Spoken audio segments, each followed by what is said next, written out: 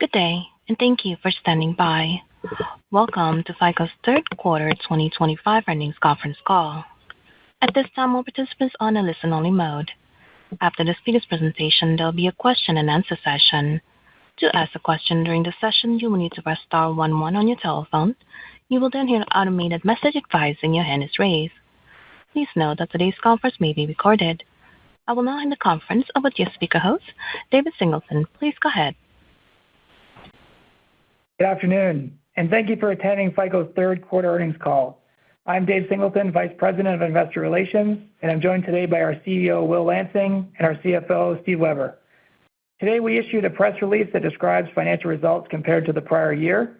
On this call, management will also discuss results in comparison with the prior quarter to facilitate an understanding of the run rate of the business. Certain statements made in this presentation are forward-looking under the Private Securities Litigation Reform Act of 1995. Those statements involve many risks and uncertainties that could cause actual results to differ materially. Information concerning these risks and uncertainties is contained in the company's filings with the SEC, particularly in the risk factors and forward-looking statements portions of such filings. Copies are available from the SEC, from the FICO website, or from our investor relations team. This call will also include statements regarding certain non-GAAP financial measures. Please refer to the company's earnings release and Regulation G schedule issued today for a reconciliation of each of these non-GAAP financial measures to the most comparable GAAP measure. The earnings release and Regulation G schedule are available on the investor relations page at the company's website, fico.com, or on the SEC's website, sec.gov. A replay of this webcast will be available through July 30th, 2026. I will now turn the call over to our CEO, Will Lansing. Thanks, Dave, and thank you everyone for joining us for our third quarter earnings call. In the investor relations section of our website, we've posted some financial highlight slides that we'll be referring to during this earnings announcement. We had another strong quarter and are increasing our fiscal year 25 guidance. As shown on page 2 of the third quarter financial highlights, we reported Q3 revenues of $536 million, up 20% over last year. We reported $182 million in GAAP net income in the quarter, up 44%, and GAAP earnings of $7.40 per share, up 47% from the prior year. We reported $211 million in non-GAAP net income in the quarter, up 35%, and non-GAAP earnings of $8.57 per share, up 37% from the prior year.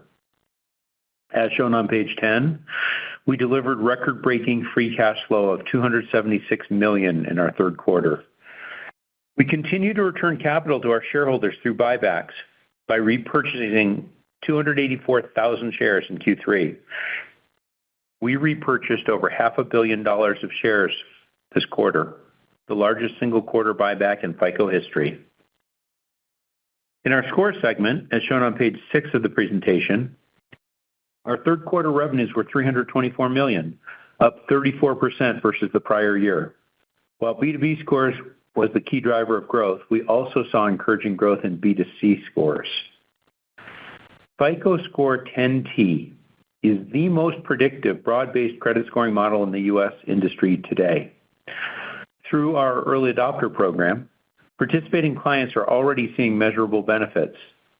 Even since the recent FHFA announcement, we signed our latest lender deal just last week, and we've now secured adoption from institutions representing over $313 billion in annualized mortgage originations and approximately $1.52 trillion in eligible mortgage portfolios under servicing, all of which underscore the strong momentum and confidence in FICO Score 10T. Lenders in the program have been able to validate the power of FICO Score 10T in real-world mortgage underwriting, in loan production, in execution, and in servicing. This quarter, we announced the launch of FICO Score 10 BNPL and FICO Score 10T BNPL. These are the first credit scores from a leading credit scoring provider to incorporate buy now, pay later data. These scores will provide lenders with greater visibility into consumers' repayment behavior, enabling a more comprehensive view of their credit readiness, which ultimately improves the lending experience, and will expand financial inclusion by helping more consumers to gain access to credit. These scores will initially each be offered side by side with existing versions of the FICO score at no additional fee from FICO. This approach allows lenders to evaluate the new BNPL enhanced credit scores while continuing to use FICO's industry-leading models that they use today, ensuring a seamless transition and added value. Lastly, our FICO Score Mortgage Simulator penetration is gaining speed in the U.S. industry. We now have multiple resellers and mortgage technology platform providers, hundreds of active lenders, and thousands of orders placed. In our software segment, we delivered $212 million in Q3 revenue, up 3% from the prior year. The revenue increase was driven mainly by growth in platform SaaS. We continue to drive growth in ARR and NRR through our land and expand strategy, with expand driven by increased customer usage. Pages 7 and 8 of our investor deck highlight the total ARR increased by 4%, with total NRR at 103%, both driven largely by the FICO platform. ACV bookings for the quarter were $26.7 million, compared to $27.5 million in the prior year. With the help of product innovations announced at FICO World, our pipeline is stronger today than this time last year. Before passing on to Steve, I'll highlight our strong innovation in the software business. The FICO platform revolutionizes how organizations make decisions and apply intelligence across their customer lifecycle.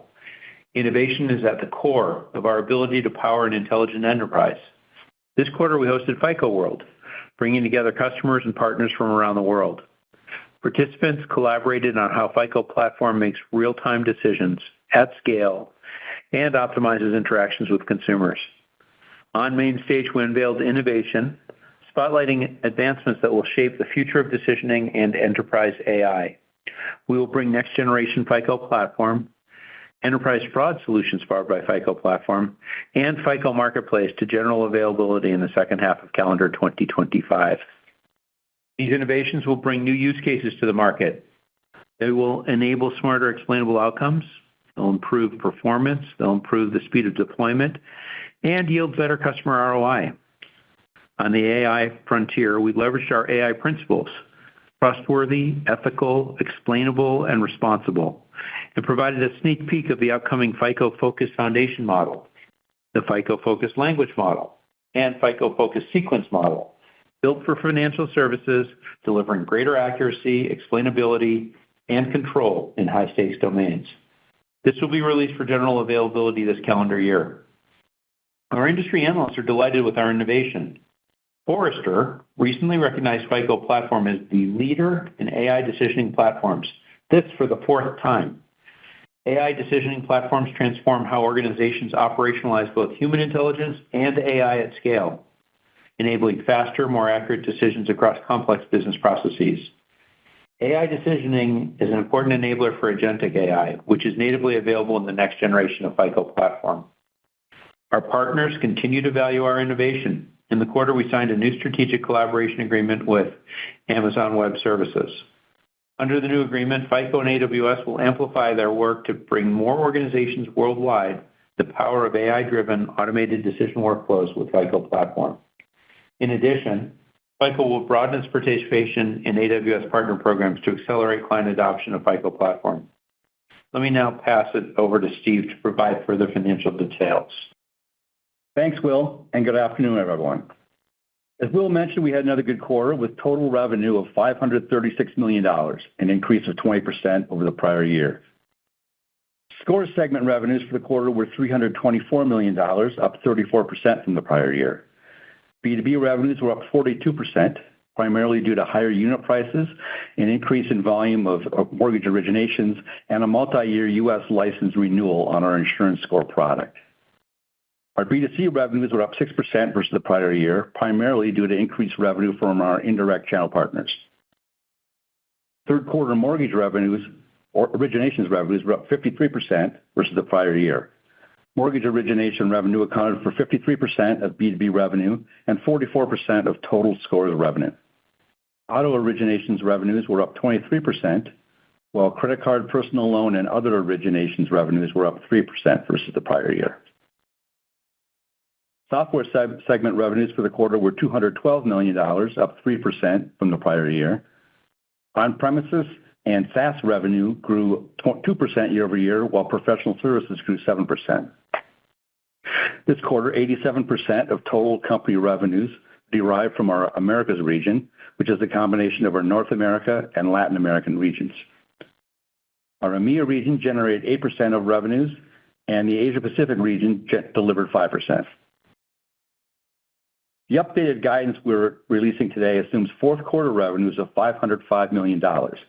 This is down sequentially due to lower point-in-time revenues, including insurance scores licenses and software licenses. We also expect scores originations volumes to be slightly lower due to seasonality, as well as the sequential decline in PS revenues. Our total software ARR was $739 million, a 4% increase over the prior year. Platform ARR was $254 million, representing 34% of our total Q3 '25 ARR, up from 30% of total Q3 '24 ARR. Platform ARR grew 18% versus the prior year, while non-platform declined 2% to $485 million this quarter.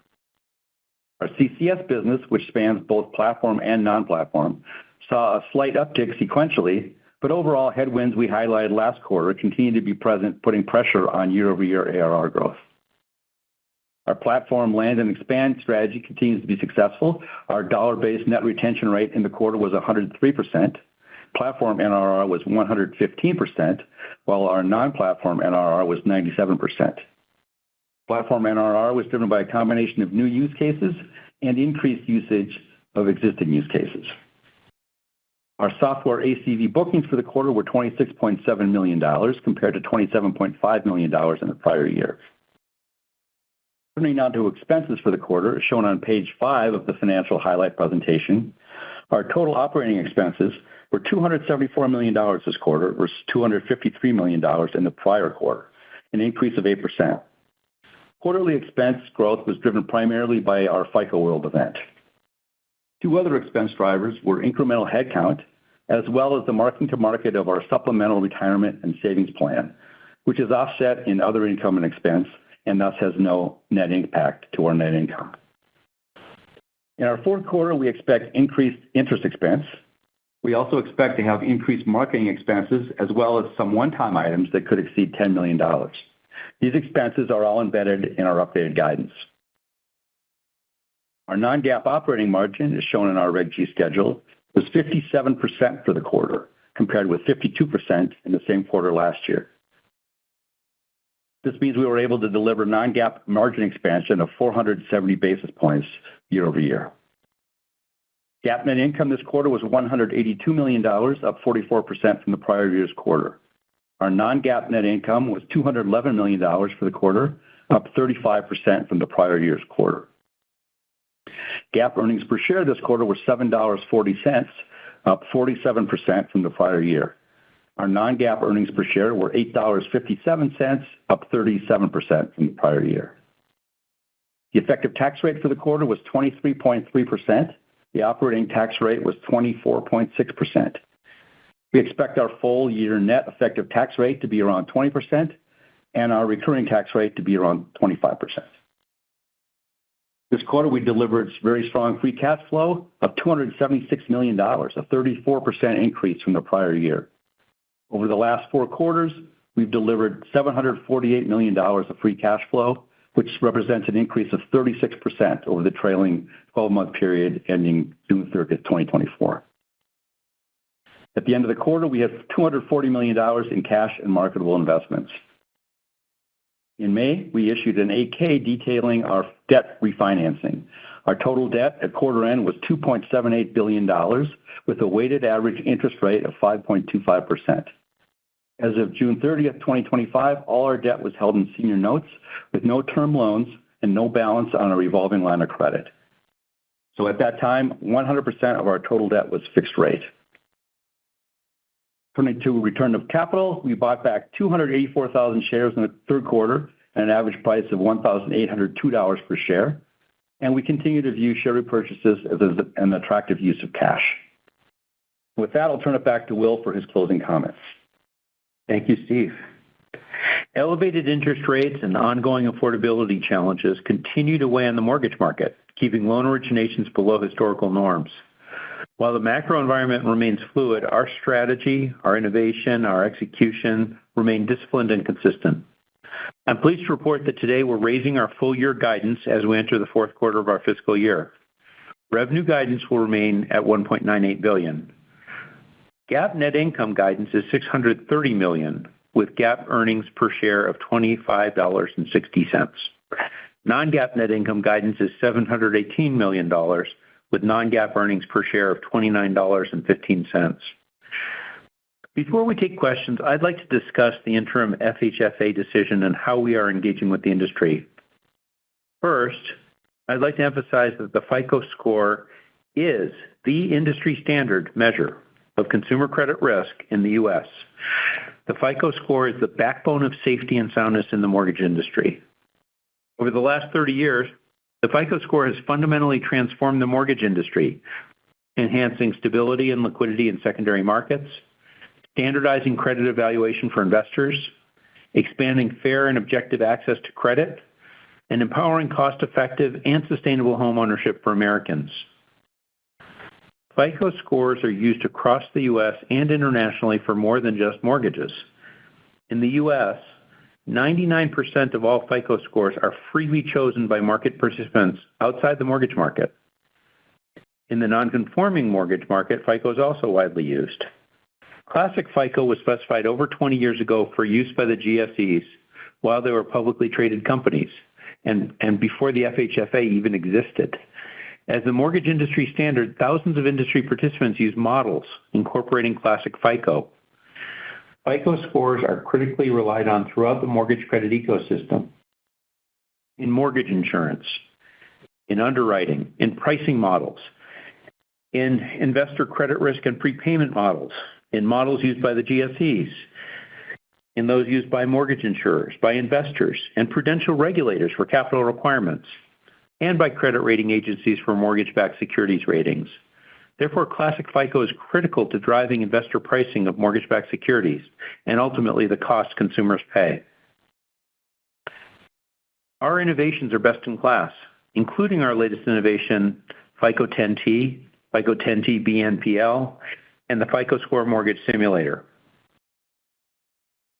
As you all know, FICO 10T was approved by the FHFA and remains the most predictive general-purpose credit scoring model in the U.S. While previous FICO Score versions included rental, telco, and utility data, FICO 10T also now includes trended data. During the process required by the Credit Score Competition Act, the GSEs originally concluded, based on predictiveness and accuracy, that FICO 10T significantly outperforms VantageScore 4.0. We join a long-standing industry demand that FHFA release that analysis and the recommendation of each of the GSEs publicly as part of this process in the spirit of transparency and responsible policymaking. We recently posted a white paper that reached the same conclusion, which can be found on our website. As for lender choice, the FHFA has long rejected the practice because it undermines the safety and soundness of the enterprises and their counterparties, damaging liquidity in the $12 trillion mortgage industry. Lender choice encourages mortgage participants to shop for the most lax score, which drives unavoidable gaming and adverse selection for all risk holders. It creates a race to the bottom by incentivizing score providers to weaken their credit decision criteria, to score more consumers and win more business with their score, which will lead to increased costs for consumers. Lender choice will result in higher capital requirements from regulators that the holders of mortgage risk will have to bear, and American taxpayers will bear significant additional risk. Any initiative to promote competition and ultimately lower costs should include the best score, which is FICO Score 10T. FICO Score 10T's superior predictiveness will drive significant loss avoidance savings for market participants and billions of dollars of savings for consumers. Lastly, so long as their tri-merge mandate coupled with the credit bureau's common ownership of VantageScore, lender choice will harm competition rather than foster it, because it further entrenches the credit bureau's market power. In speaking to numerous market participants since the FHFA announcement, it's clear there are many significant outstanding questions by the industry. FICO will continue to remain engaged with market participants, the GSEs, the FHFA, and other stakeholders. With that, let me turn this call back to Dave, and we'll open up the Q&A session. Thanks, Will. This concludes our prepared remarks. We're now ready to take questions. Operator, please open the lines. Thank you. Ladies and gentlemen, to ask a question at this time, you will need to press star 11 on your telephone and wait for your name to be announced. To withdraw your question, simply press star 11 again. And our first question coming from the line of Manav Patnaik with Barclays. Your line is now open. Thank you. Will, I just wanted to touch on FICO 10T again. I think you said you had customers already using it, adding to about $313 billion, I think is what you said. I was just wondering how many customers are using it? What is the pipeline for that? And do they have to, I guess what I'm getting at is, do they have to upgrade their systems in order to use FICO 10T? Is it another side-by-side workflow at the moment? Just hoping for some color on the speed of adoption if FICO 10T were to be pushed in the market again. All good questions, Manav. I have to get back to you with the exact number of customers, but I would tell you that the pipeline is strong. There's customers testing it now. There's customers who are using it now. There's a certain amount of retooling required, but it is modest. Okay. And then maybe just as a follow-up, for the insurance core product that had the renewal this quarter, can you just remind us what that is and if there's a bunch of these that could occur over time, or is this one-off? Just any. No, I'd say that's Manav, this is Steve. I'd say that's a one-off. We have some insurers that use FICO scores in their underwriting processes, and this was just a license deal over multi-year that we claim in the quarter that we signed it. So this is kind of a one-off. Okay. Thank you, guys. Thank you. Our next question coming from the line of Jason Haas with Wells Fargo. Your line is now open. Hey, good afternoon, and thanks for taking my questions. I'm curious, following the FHFA announcement, if you've seen any lenders start to move over to VantageScore. Curious if you could describe maybe some of the technological challenges that they may have faced along the way, if that's something you've heard of. Thank you. We are not aware of anyone moving to VantageScore since the announcement. There are significant challenges kind of at every step of the way. With the FICO score, which has been in place now for over 20 years, virtually every participant in the industry has built models and infrastructure around that score. It's the only score that has actually been in use, and therefore for which we have data going through a full economic cycle, including 2008, the downturn. And so anytime you make any kind of a move away from that, you have to think through what are the implications for remodeling. And I'm talking about everything from consumers to mortgage originators to lenders to the government-sponsored entities to Fannie and Freddie, and on downstream to the securitization market, the mortgage-backed securities players and the mortgage insurers, CTI, and ultimately the prudential regulators. All of these participants, or nearly all of them, have models that are built and have the risk assessment understood around the FICO score. And so it's not a simple thing to just swap 3 digits out and swap new 3 digits in. It really isn't that simple. So I would say there's significant obstacles, and I think that's why the industry has a lot of concerns and is thinking through, under what circumstances, how it could work. Thank you. That's very helpful explanation.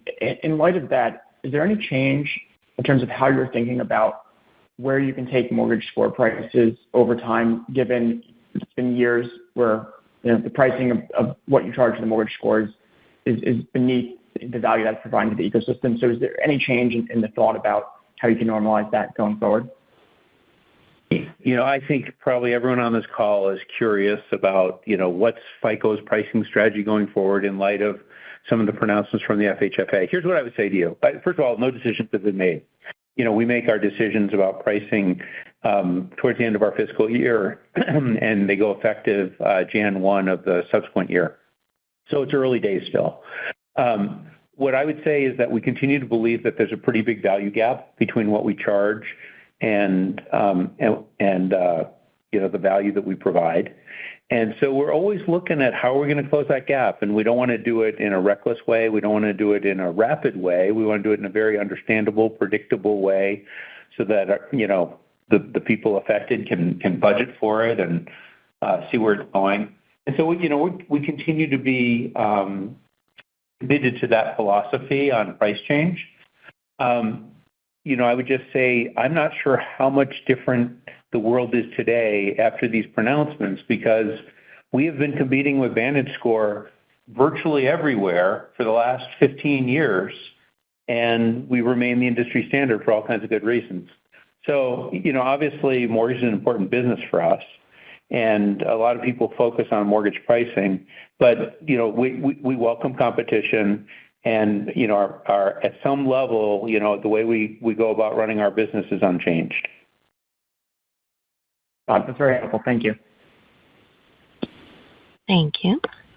Our next question coming from the line of Simon Clinch with Rothschild & Company, Redburn. Your line is now open.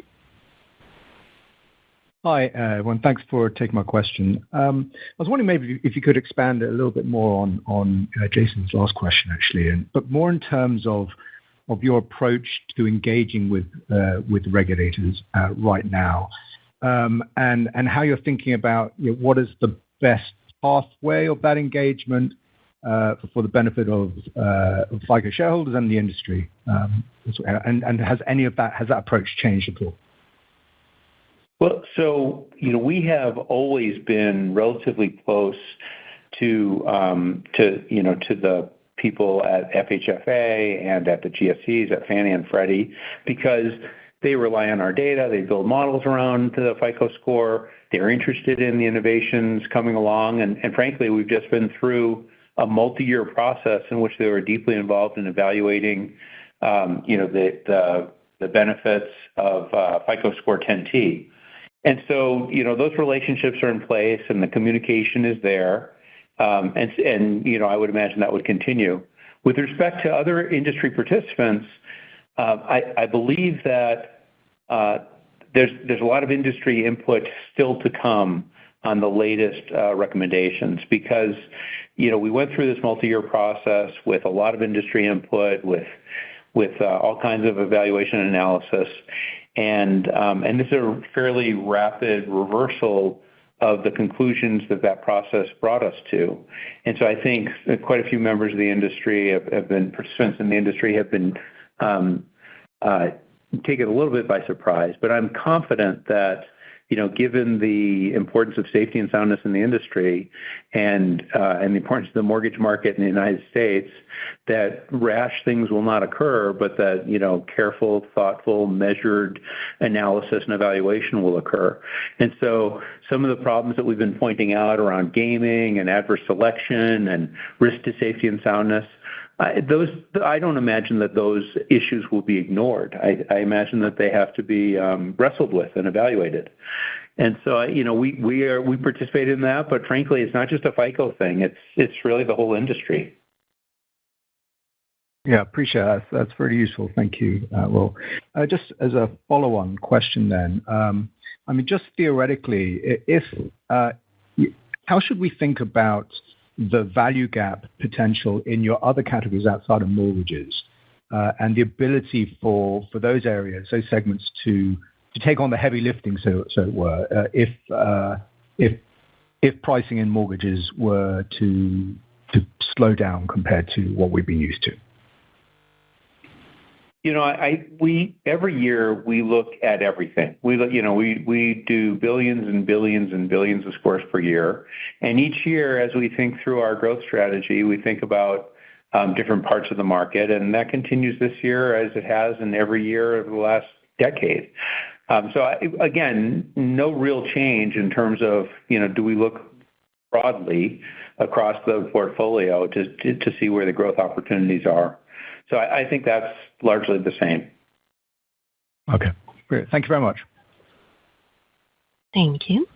And our next question coming from the line of Faiza Alwy with Deutsche Bank. Your line is now open.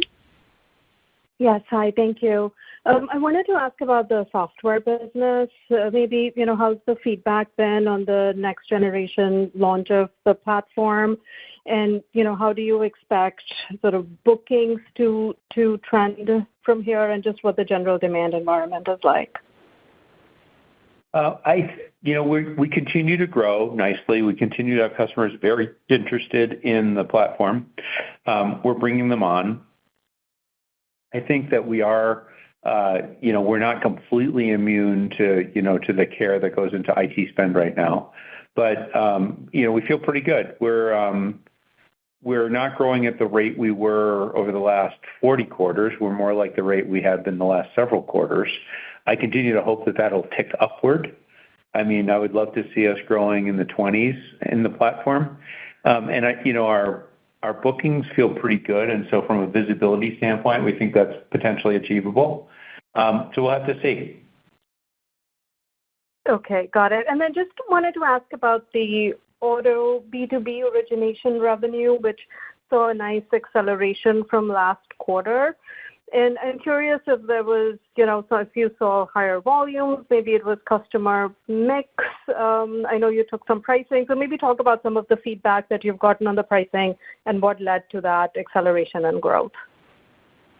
Yeah, I mean, most of it's related to pricing. Obviously, we had some pricing there. There was a little bit of a growth on the volume side as well, but most of it's related to pricing. I don't think it was a significant shift in mix. We have seen in the past sometimes the mix shift between the different tiering levels can have an impact, but there wasn't a lot of that. It was primarily just a combination of price and volume.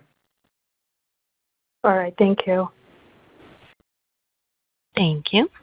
Our next question coming from the line of George Tong with Goldman Sachs. Your line is now open. Hi, thanks. Good afternoon. Given the FHFA's decision to move to lender's choice for mortgages, how much of a priority is it to drive industry migration to FICO 10T, which could be facilitated by the release of historical benchmarking data, or would you rather see the industry stay with classic FICO to minimize disruption? I think that that's going to be a decision made by the industry. FICO 10T is available. It's been approved by the FHFA. There are lenders using it today, and we imagine that will continue. It really is far and away the most predictive score. And so, if you're in the risk business, if you actually retain any kind of risk, you care about these things. And so I think that leads us to a pretty bright and rosy future for 10T. That said, there's a lot of reasons why in parts of the industry we're in 10T, we're in FICO what we call FICO Classic, and that's likely to continue for quite a long time. That is a highly tuned, optimized score developed over 20 years with 20 years of models built around it with all the historical data that you could possibly need. And so I don't imagine the switch away from FICO Classic will be rapid. But to the extent that you have people who bear the risk, who care about the risk, 10T is a pretty good alternative. Got it. That's helpful. And then switching to the software side, if you look at FICO Platform ARR growth, it accelerated a bit to 18% in the quarter.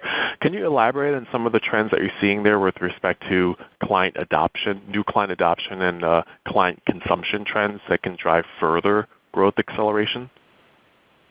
We have always believed that what would happen with the platform adoption is we would initially penetrate the a large number of the top 300 global financial institutions, and then the growth would shift, as a percent of the total, the growth would shift more to expand. So we are very much a land and expand strategy. And over the last several years, as you know, we've now penetrated roughly half of the top 300 financial institutions globally. And so it's not surprising to us, it's exactly per our plan, that the shift is now coming more in the direction of a bit more expand business and not quite as much land business. That's not to say that we don't win new customers, we are, but the customers who've been using it for a while, they very much expand their usage. And so we're seeing more revenue there. Very helpful. Thank you. Thank you. And our next question coming from the line of Surinder Thind with Jefferies. Your line is now open. Thank you. Just building upon some of the FICO 10T questions, Will, can you talk about, for the clients that have been willing to adopt the score, I assume it's mostly in the non-conforming market, can you talk about the decision in the sense that is all of the data out there that you need to make a decision, given that obviously you're asking for public release of some of the benchmarking data of like, why upgrade to 10T now versus maybe waiting a little bit? Well, we would like to see the FHFA and the GSEs release the data in the evaluation process that led to 10T being identified as the most predictive score in the market. We've obviously done that analysis independently, and we've put it into a white paper, which you can find on our website. There are some pretty significant advantages to 10T. It's more predictive. It has higher KS. What does that translate into? It translates into lower credit defaults than you would get with classic FICO, and lower credit defaults than you would get with VantageScore. So there's a real benefit that comes with it, and yet it's a new score, and so it takes time to adopt, and there's all the transition issues that go with that. That's helpful. And then just following up, in terms of the next generation of the FICO platform going GA, in the second half here, can you talk about the update process? So if you're an existing FICO platform customer, what is the update process, and what is the benefit of moving to the new platform at this point? I think that the transition for existing platform customers to the new FICO platform will be very straightforward. Seamless is probably an overstatement, but straightforward because we plan for it. And that will work nicely. I think that the benefits of the platform are more realized around the returns to scale that we get. If we have a lower cost structure in serving our customers, that'll translate into lower pricing for them. And I think those are some of the benefits. There's definitely a cost benefit. And then the new platform has a lot of new features and ease of use. And so I think you'll see some of that. I think our customers, existing platform customers and new ones, will be delighted with the new platform. Thank you. Thank you. Our next question coming from the line of Ashish Sabadra with RBC Capital Markets. Your line is now open. Thanks for taking my question. I just wanted to drill down on opportunities for using FICO scores at having more use cases for FICO scores, or using it in more places within the processes where it may currently not be used. Like, for example, securitization market, where they may not have access to real-time FICO scores. So is that an opportunity? How should we think about that opportunity presenting itself? Thanks.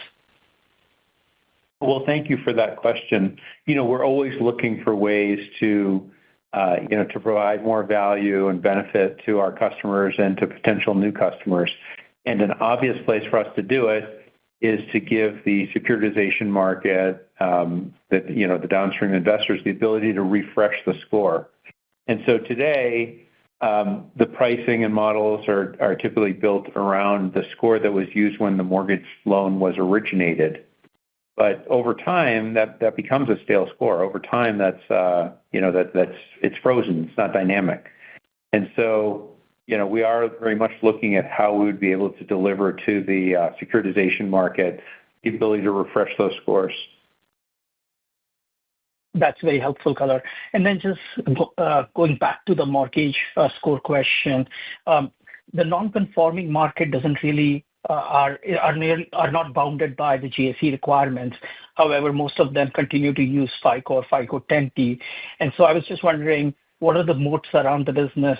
And then in the event that if there is a lender's choice for the GSE, could that affect the non-GSE market?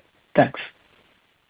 Well, so, it's funny how people talk about moats around the FICO business. I mean, what is the moat really?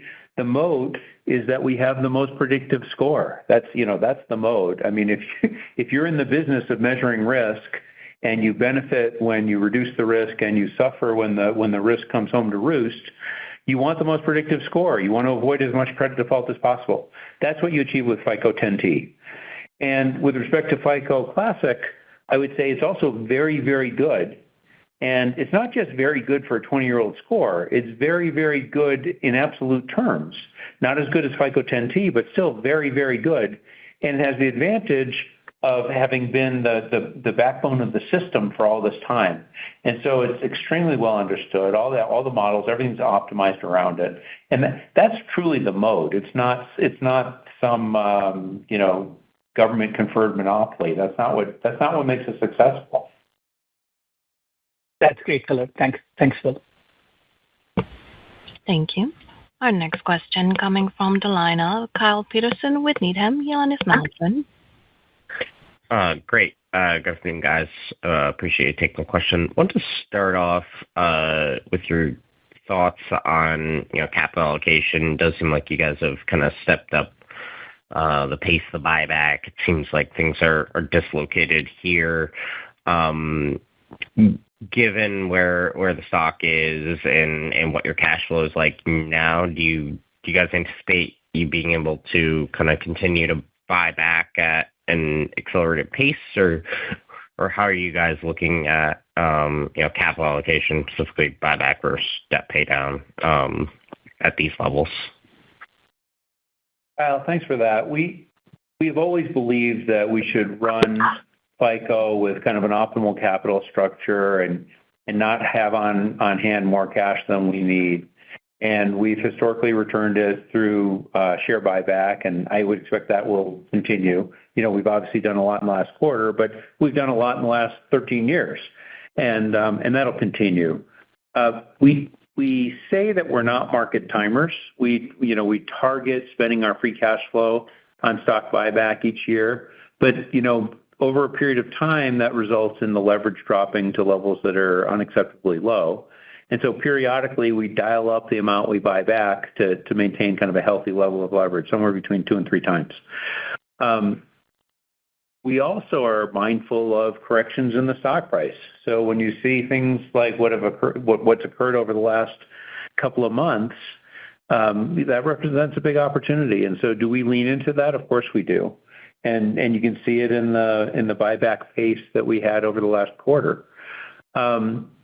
We have a lot of dry powder, a lot of capacity, and although we're not going to spend it all in 1 week, we're buyers at this level. Yeah, and Kyle, I would just add, you look at what our leverage is today, it's still pretty modest by historical standards. It's even down a little bit from last quarter. So there's a lot of opportunity for us. Okay. Yeah, that is really helpful. And then, I guess, just a little bit on, how you guys are kind of thinking about the environment right now. Are you guys still kind of thinking, has anything changed, I guess, like I would say, whether it's in terms of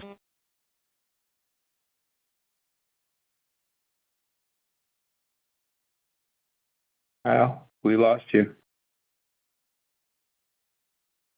Yeah, I think we lost Kyle. We lost the second half of that question. I was going to say, operator, we can just go to the next question, and we'll see if Kyle jumps back in the line. Sure. Our next question in queue coming from the line of Owen Lau with Oppenheimer. Your line is now open. Good afternoon, and thank you for taking my question.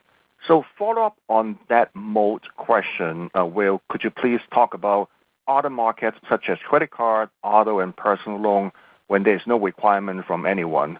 Do you see any traction that VantageScore is gaining any market shares? No, it's a good question, and we do not see any traction of VantageScore gaining market share. As I mentioned earlier, we've been competing with VantageScore for a very long time, well over a decade, and we have not experienced any kind of significant share loss to Vantage. And I would say that's because of the two things that we talked about before. One is that we have the best score, And second, that there's a lot of benefit to working with the industry standard, which is FICO. Got it. That's helpful. Just if lenders were to move to VantageScore, usually how long does it take for lenders to switch over? Can they do it within 1 or 2 years, or it will take longer than that? Thanks. That's a question no one can answer because it hasn't happened.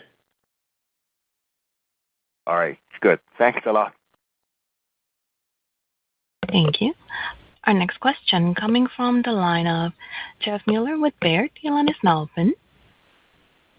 Yeah, thank you. Hey, Will, what are you being told is kind of the next steps for 10T usage for conforming, or what are you getting asked to do from your end to make that happen? Well, I think it's up to the FHFA to decide to implement. And I think from an industry standpoint, I don't think you want to stagger implementations of multiple scores because it requires much more complicated retooling on the part of the industry. So I would imagine that we're going to get to a point where 10T is not just approved but implemented, sooner rather than later. So we'll see. We're in a conversation with the FHFA about how to make that happen. Okay. Thank you. Thank you. Our next question coming from the line of Ryan Griffin with BMO Capital Markets. Your line is now open. Hey, thanks a lot. You made a comment on ACV bookings pipeline being stronger than last year. I was just wondering what's driving that and how we should expect that to flow through to bookings. Thank you. I think a lot of it's, coming out of FICO World, we saw a lot. We've developed a lot of new functionality, as Will talked about, and there's a lot of excitement at FICO World. So, with that coming online, it strengthened our pipeline. We see a lot of people that see the advantage of the current platform, and with the new version coming online, they're excited about that. So we think there's just a lot of, industry understanding it more and having more proof cases. In FICO World, we had a lot of companies get up and talk about how they've been successful using the platform. So you end up at a point in time where you start to gain some momentum, and that's what we're seeing now. Great, thank you. And then just on the Amazon partnership, wondering what the mechanics are for that and how you expect that to impact the distribution model and bookings going forward. Thank you. A little early to say. I mean, we're optimistic. Every one of these things helps us, but we'll just have to see how that plays out. Thank you. Our next question coming from the line of Alexander Hess with JP Morgan. Your line is now open. Hey, guys. Just want to piggyback off of, I think it was Jeff and George's questions from earlier. We're about a year removed from VantageScore providing the loan level data set to the banks. And, my understanding was that was a prerequisite for them getting their score approved.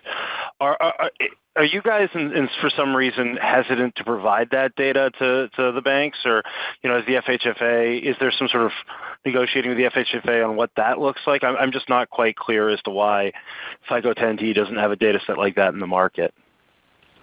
We are working with them to get the data out.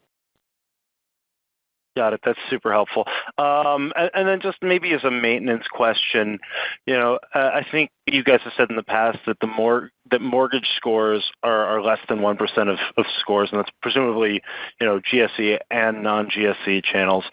Can you sort of give us a sense of, how many scores are being generated, on an annualized basis now, and, where you've seen particularly strong adoption in volumes and over the last, say, 2-3 years? Are you talking about mortgage or across the board? No, I'm talking across the board. Excuse me. Across the board. Mortgage volumes across the board are down. They're, from the peak, not down as much as in mortgage elsewhere, but down some, which, gives us a lot of optimism about volume growth going forward. Particularly in a declining rate environment, if that ever happens. So So I think there's upside there. I'm not sure exactly what you're getting at, but no, his question is about adoption of scores just in general, like credit card, auto, personal loan, all the different places, and what have we seen over the last few years in terms of adoption and so our scores are being used more widely than ever. We introduced new scores. We have all kinds of new scores based on alternative data. We talked about the BNPL score. We have scores that are built around telco and utility payment data off the Equifax NCTUE Plus database. So we're finding adoption of additional scores, and scores are being used more frequently than they were in the past in things like account management. So it's not just like the scores volume goes up and down with GDP. I think that it's fair to say that we're finding new uses and expanding market for scores. Great, that's super helpful. Thank you so much. Thank you. Our next question coming from the line of Scott Wurtzel with Wolfe Research. Your line is now open. Hey, good afternoon, guys, and thank you for taking my question. I just had one on the pricing side in light of this, all the Vantage and FHFA stuff. I mean, is there a world where you would potentially consider having different pricing on conforming versus non-conforming mortgage, given your share in the non-conforming market relative to Vantage right now, and the potential uncertainty on what happens in the conforming market? Thanks. Yeah, I think that everything is always under review. I mean, there are many, many other pricing models besides the ones that we've used historically. And so we look at everything. And, there probably are models that we don't use that would be better for everybody, that would be better for the industry. But again, because it's such a big and important industry, you don't make any kind of changes rashly.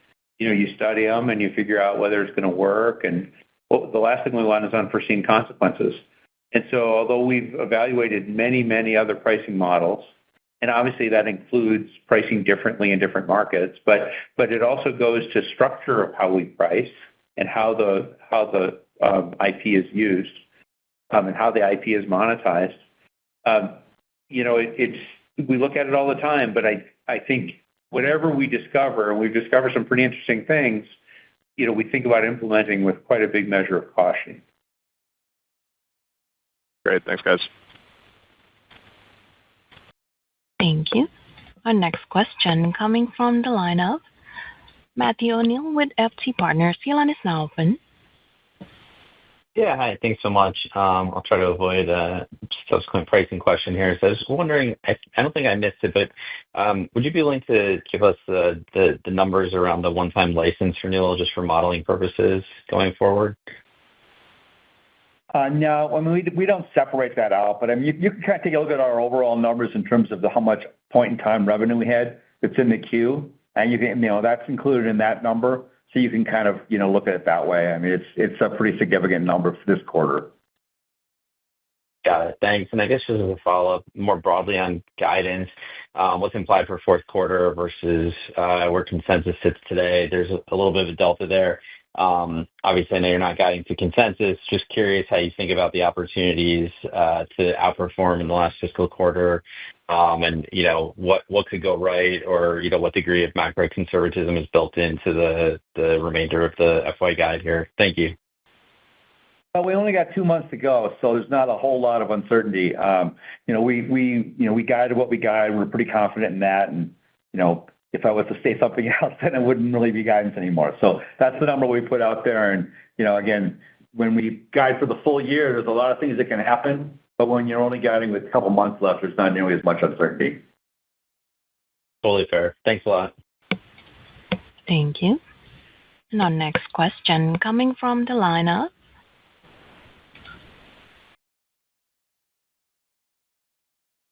Craig Huber with Huber Research Partners. Your line is now open. Great. Thank you. Couple questions if I could ask. In your scores segment here, I just wanted to understand a little bit better about the expense growth here year over year, about 39%, up about 23, 24% sequentially. Is there any extra maybe internal investment spending going on there that you can talk about publicly? Just curious why it's up so much. I thought this was largely a pretty fixed cost model here, but is it any elaboration, okay, so you asked that again. Which you talking about revenue or the expense? The expenses within your scores segment are up, as you know, roughly 39% year-over-year, or 24% sequentially. So why is that? The biggest piece of expense in our scores business is in our B2C business, where we actually have a higher cost of goods sold. We have to pay for credit file and data. And so as that grows, you're going to see a little bit of movement on the expense side. Apart from that, I can tell you that we've hired more people, and we're doing a lot more innovation there than ever before. And so that also drives a bit of expense, but not enough to move the needle dramatically. Yeah, I think one of the things you'll see there is that it's a relatively low-cost model. So when you have some additional incremental cost, it can skew the numbers because the margins are so high. But it is a fairly fixed cost model, except for the B2C piece, which Will mentioned. But do you guys think in general this new expense level in scores here, all else being equal in the environment and so forth, that you might repeat that again in the subsequent quarters, or is it dip back down? Sounds like it's going to be the higher level here. Yeah, we're probably at a higher level. Again, it's not all that significant in the scheme of things, but I mean, it's going to fluctuate a little bit. We're putting some more money into marketing, particularly on the B2C side. So we see some opportunities there that we're pursuing, and that's what's driving the biggest portion of it. Again, because we think we did some testing on it. I think I talked about this in previous quarters. We did some testing on this last year, and we saw there's a pretty big payback on this. So we're willing to invest a little more heavily in this because it drives some pretty good growth on the B2C side. And my unrelated question, please, can you share with us what you think your market share is for FICO scores in auto, credit cards, say, and personal loans, and also non-conforming mortgages? What do you think your market share is? There's been external third-party analysis done on this, and it's in the mid-90s probably. If you look at securitizations that take place, it's very high. It's in the high 90% range. So it's hard to come up with exact numbers on this because it's not really reported anywhere. But from third parties that have done the actual work on this, it's a pretty high number. Great. Thank you both. Thank you. Our next question coming from the line of Kevin McVeigh with UBS. Your line is now open. Great. Thanks so much. Hey, I just wanted to see if you could help us reconcile. Had a pretty good beat in the quarter and reaffirm the guidance for the full year. Any puts and takes on kind of what the reaffirm was as opposed to the beat in the quarter? Say that again, Kevin, please. I'm sorry.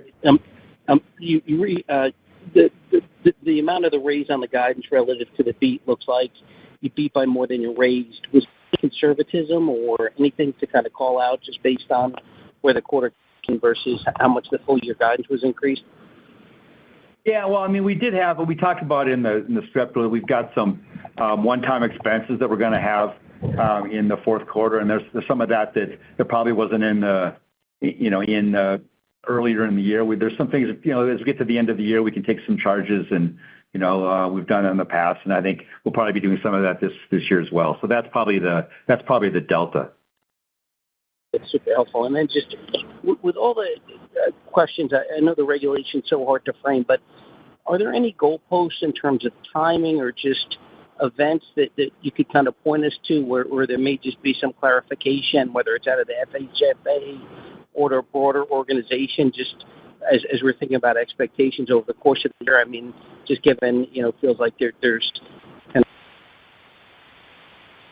of... I think if we take where we are today as the status quo, which is what it is, I think you're looking at years to figure out how market share settles out, because it's not easy to switch and because we have a better score.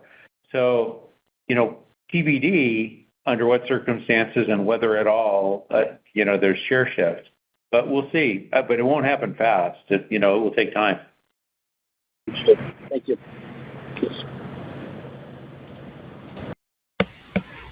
Thank you. And I'm showing no further questions at this time.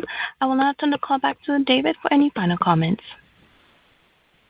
Yeah, thanks very much. I just wanted to circle back. Manav asked a question at the beginning around the number of FICO 10T lenders and attraction in the market. So I think it's just important to remind the audience, lenders use, FICO 10T for a lot of use cases, underwriting, loan production, execution, servicing. We have over 30 mortgage lenders today using FICO 10T.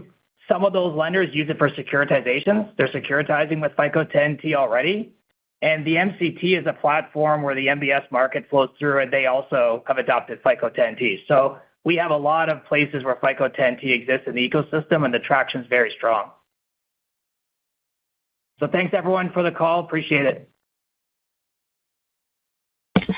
This concludes today's conference call. Thank you for your participation, and you may now disconnect.